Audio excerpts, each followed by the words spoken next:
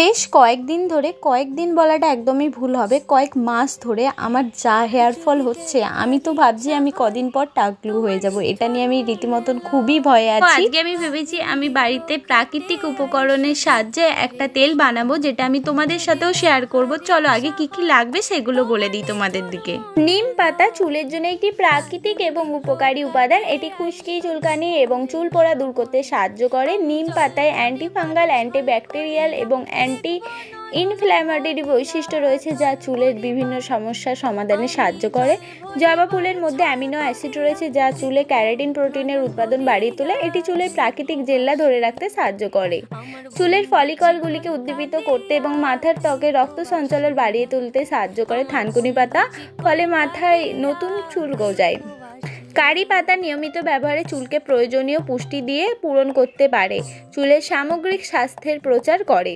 চুলের জন্য অ্যালোভেরা অনেক স্বাস্থ্য সুবিধা প্রদান করতে পারে, যেমন চুল পড়া রোধ করা, মাথার ত্বক থেকে অতিরিক্ত তেল অপসারণ করা, চুলের ময়শ্চারাইজিং করা, চুলের বৃদ্ধির প্রচার করা, সূর্যের আলোর কারণে হওয়া ক্ষতি থেকে রক্ষা করা এবং খুশকি বা মাথার ত্বকের সংক্রমণের চিকিৎসায় সাহায্য করে। চুল পড়া রোধ করতে ও চুলের স্বাস্থ্য ভালো রাখতে রসুনের উপকারিতা অনেক। রসুন চুলের গোড়া মজবুত করতে, বৃদ্ধি বাড়তে এবং খুশকি দূর করতে সাহায্য করে। পেঁয়াজের রস চুলের জন্য বেশ উপকারী। এটি চুলের বৃদ্ধি, ঘনত্ব এবং স্বাস্থ্য উন্নত করতে সাহায্য করে। তার সাথে আমি এখানে নিয়েছি মেথি। মেথিতে প্রোটিন, ভিটামিন এবং খনিজ পদার্থ থাকে, যা চুলের স্বাস্থ্য উন্নত করে। আর আছে কালো জিরা। কালো জিরার মাথার স্ক্যাল্পের রক্ত সঞ্চালন বৃদ্ধি করে, যা চুলের গোড়া মজবুত করে এবং চুল পড়া কমায়। মুখের সামনে থাকা কিছু উপকরণ দিয়ে আজকের আমি তেলটা বানাবো, আর আমার বিশ্বাস এতে একটু কাজ হলেও হতে পারে। এই তেলটা বানানোর জন্য সব থেকে ইম্পর্টেন্ট হলো খাঁটি নারকেল তেল।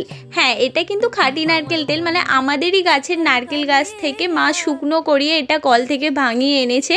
আর আমি মাকে প্রচুর রিকোয়েস্ট করেছিলাম, মা যাও যাও তাড়াতাড়ি গিয়ে ওটা ভাঙিয়ে নিয়ে আসো, কারণ আমার চুলের অবস্থা দেখে আমারই মাথা খারাপ। মানে এত দিনে চুল উঠে, মানে আমার শুধু মনে হয় আমি কবে না কবে টাকলা হোনা হয়ে যায়। তো প্রথমেই আমি একটা কড়া নিয়ে কড়াই সব তেলটা ঢেলে দিয়েছি, আর এখন জেলে দেবো গ্যাসটা। তারপর একে একে সব উপকরণগুলো এই তেলে মিশিয়ে দেব।